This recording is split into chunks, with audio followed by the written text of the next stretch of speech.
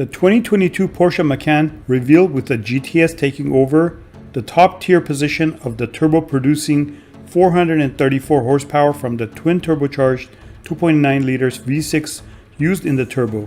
With the optional Sport Chrono Package fitted, Porsche says it reaches 60 miles per hour in 4.1 seconds, and flat out it goes 169 miles per hour. That's actually 2 miles per hour faster than the turbo. Performance is up for all Macan trim levels. The base Macan's turbocharged 2.0 liter 4-cylinder increases to 261 horsepower and 295 pound-feet of torque, while the Macan S takes the place of last year's GTS.